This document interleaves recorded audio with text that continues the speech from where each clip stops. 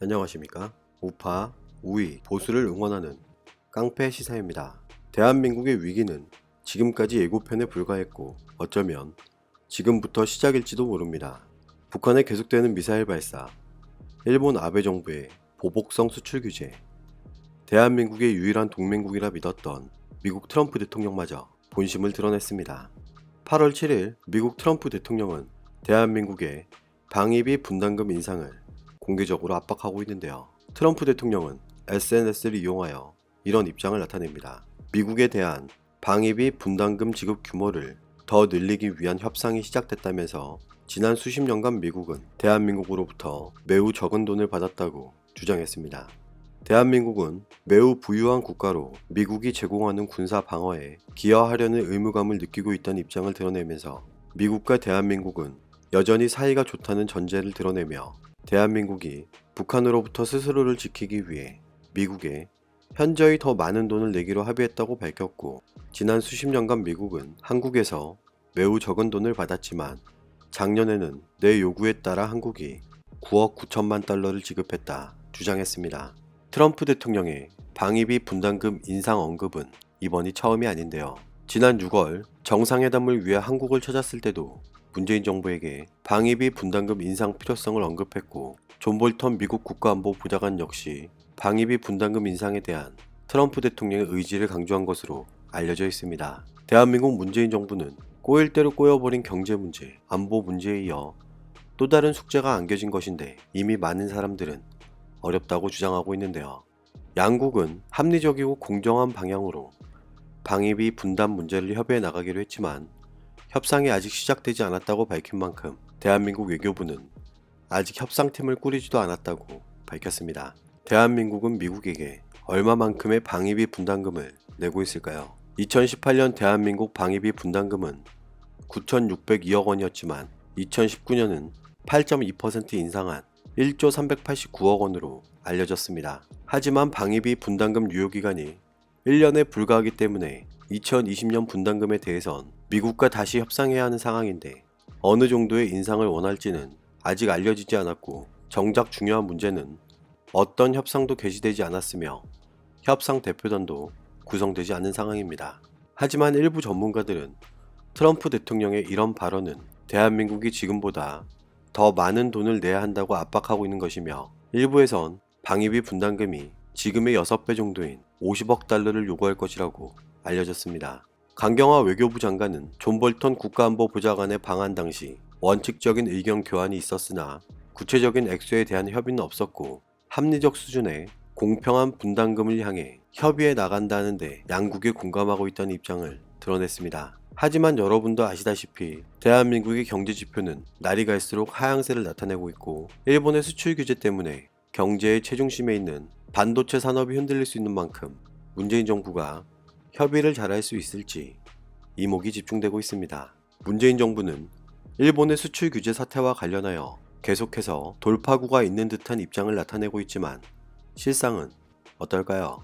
8월 8일 문재인 정부는 청와대에서 열린 일본 수출 규제에 대응하기 위해 긴급 주재한 국민경제자문회의에서 이런 입장을 나타냅니다.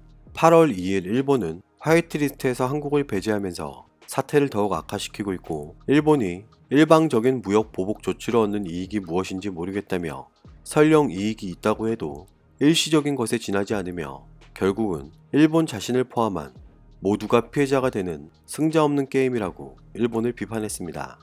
자유무역 질서와 국제 분업 구조의 신뢰를 무너뜨리는 조치로서 전 세계도 우려를 표하고 있다며, 일본은 자유무역 질서의 혜택을 가장 많이 본 나라이고 자국에 필요할 때는 자유무역주의를 적극적으로 주장해온 나라이므로 일본의 이번 조치는 매우 이율배반적이라고 밝혔는데요.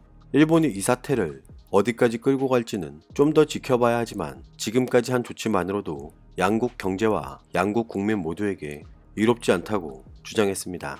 지금은 국제적으로 고도의 분업체계 시대이기에 나라마다 강점을 가진 분야가 있고 아닌 분야가 있는데, 어느 나라든 자국이 우위에 있는 부분을 무기화한다면 평화로운 국제 자유무역 질서가 훼손되고 결국 일본은 국제사회에서 신뢰를 잃게 될 것이며 일본의 기업들도 수요처를 잃는 피해를 보게 될 것이고 부당한 수출 규제 조치를 하루속히 철회하라고 주장했습니다. 일본은 당초 우리 대법원의 강제징용 판결을 이유로 내세웠다가 이후 전략물자 수출관리 미비 때문이라고 그때그때 말을 바꿨기에 진짜 의도가 무엇인지 의문을 갖게 된다며 일본 주장과 달리 국제평가기관은 대한민국이 일본보다 전략물자 수출관리를 훨씬 엄격하게 잘하고 있다고 평가하고 있는데, 미국 과학국제안보연구소가 올해 전세계 200개국을 대상으로 전략물자 무역 관리를 평가한 순위에서 한국은 17위를 차지해 36위의 일본보다 높은 평가를 받고 있다고 설명했습니다. 변명을 어떻게 바꾸든 일본의 조치는 우리 대법원의 강제징용 판결에 대한 경제 보복이고, 이는 다른 주권국가 사법부의 판결을 경제 문제와 연결한 것으로 민주주의 대원칙인 3권 분립에도 위반되는 행위라며, 우리는 이번 사태를 통해 냉정하게 우리 경제를 돌아보고 우리 경제의 체질과 산업 생태계를 개선해 새롭게 도약하는 계기로 만들어내야 한다고 강조했습니다.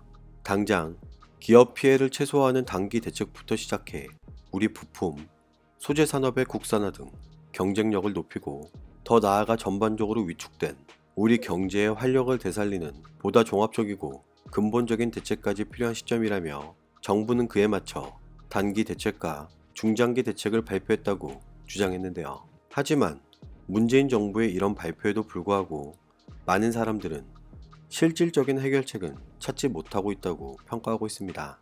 8월 8일 자유한국당 한교안 대표는 국회에서 열린 최고위원회에서 이런 입장을 나타냅니다.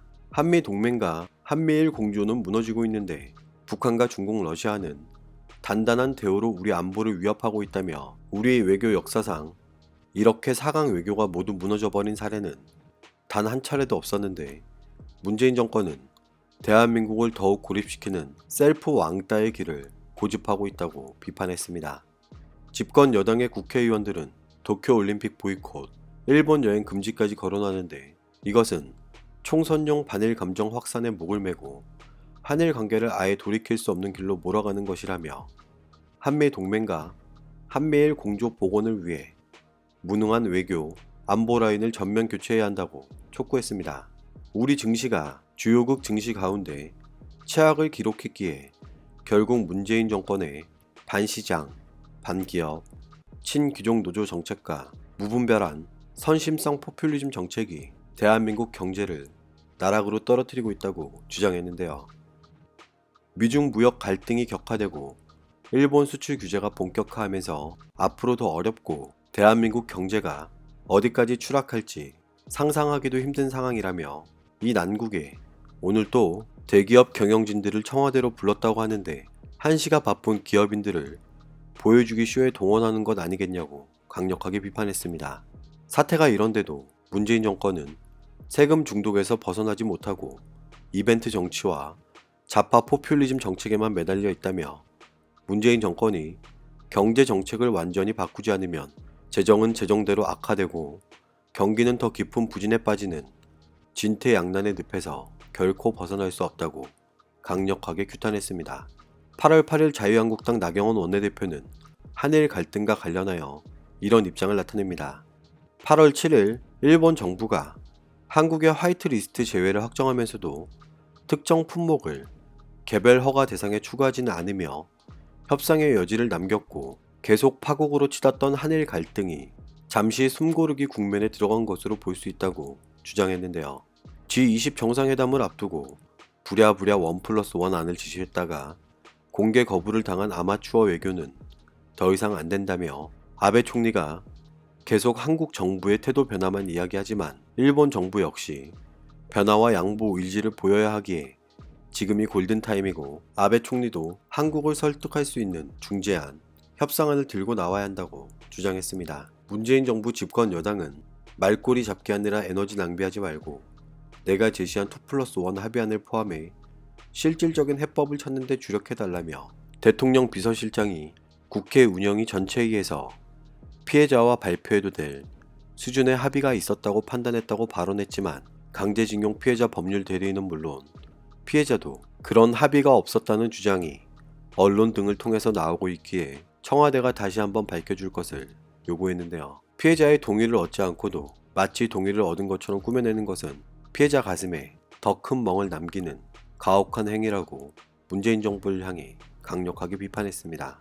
여러분은 누구의 의견에 동의하십니까? 문재인 정부가 작금의 대한민국 사태와 관련하여 어떤 해결책을 찾을지 우리는 관심을 가지고 지켜봐야 합니다. 절대 자국민의 안보와 경제보다 중요한 것은 없습니다. 오늘도 우리는 우리가 누리고 있는 이 자유민주주의를 위해서 누구의 목소리를 응원해야 할지 선택은 여러분의 몫입니다. 감사합니다.